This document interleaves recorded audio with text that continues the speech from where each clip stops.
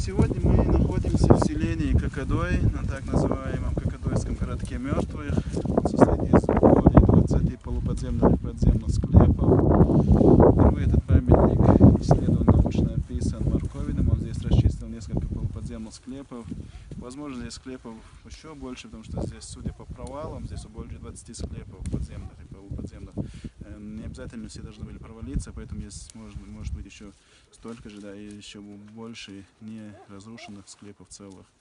Если здесь провести археологические работы и зачистить эти склепы, это будет идеальным объектом для туризма. А вот эти вот ниши? Эти ниши — это как бы тайники, туда могли ставить подношения покойникам, потому что с покойником хранили посуду, всякий инвентарь, оружие.